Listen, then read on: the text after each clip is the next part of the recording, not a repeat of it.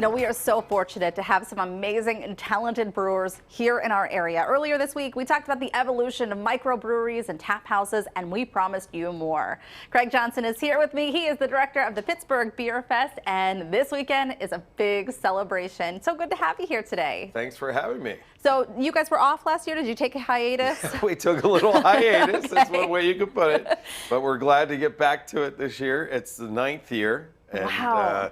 It's one of the top 5 largest beer festivals in the country. It really is amazing because you have multiple sessions through the weekend, so you can come in, you can have some early beers, or you can stay late with the kids, as I say. That's right. We try to fit everyone's schedule. Right. It's Friday night, 6:30 to 11, Saturday noon, 4:30, and 6:30 to 11 on Saturday as well. That's great. So tell us about some of the breweries that are featured there, because you have a lot jam-packed into the David L. Lawrence Convention Center this weekend. Right. It's the entire convention center. We like to say you can get beers from down the street and around the country. That's kind of our slogan. So we have local beers, we have beers from other parts of PA, we have beers from across the country, and it's a focus on American craft beer, all different kinds. I really enjoyed when I went, I guess, pre-pandemic, because you get to sample some stuff and find that, like, maybe your palate has changed in the last couple of years, Sure. and you can actually find an appreciation so for different many varieties. New styles. Right, You exactly. know, seltzers came around from just a few years ago, and now it's 30% of the market. I think beers are the new wine. There you go. Don't tell wine aficionados. Well, but that's here an we go. interesting segue There we got go. there. Okay. This is very wine-like, but it's a beer base. Okay, and what is this one that we're sampling? This is the RG Bevers from Rheingeist. Okay. And it's their Bubbles, and it's a rosé ale is what they call it. Ooh. So that's a sweet. We start by doing the sweeter ones. Whenever you're doing a tasting, you want to start with the sweets. And this one's based in Cincinnati. Cincinnati, yeah. Okay. And next up, big present here. I'm going to tell you, this is one of my favorites. There you go. This is Fatheads, and this is their Bumbleberry, right? Bumbleberry. It's a blueberry ale. It's really one of their best sellers with their Fatheads Headhunter is amazing IPA as well. But so it's 5.3%. It's light, easy drinking.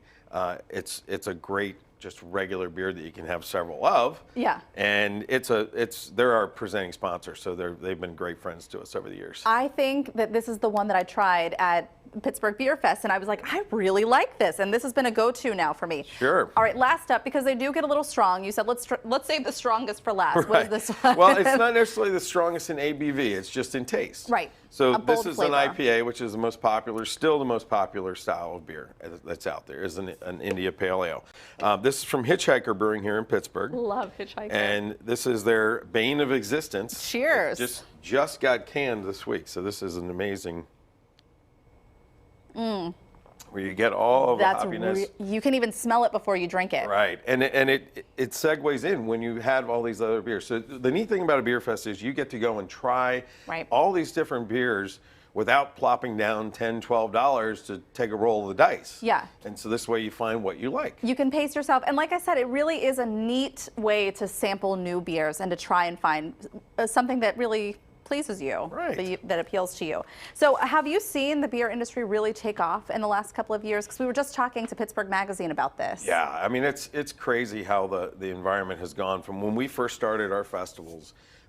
In Cincinnati, there was only one local brewery. Wow. In Pittsburgh, there was only 8. And now like 60 plus. I mean, the numbers are incredible, and it's become just a whole industry in itself. Right. The tap rooms and the whole social nature of it, which is just it's really great to see the whole time, and it's great for the Beer Fest to introduce other beers from other parts that people haven't had before. Well, we're so glad that you're back at it, and it's going to be a great weekend. Thank you so much, Craig. Thank you, David. We're going to send it back over to you. I have some work to do. I bet you do. Yeah. You've been doing a great job over there. Cheers to the Beer Fest. Cheers. All right, thanks, Heather. And again, we have a link with the info on the Pittsburgh Beer Fest on our website, pittsburghtodaylive.com.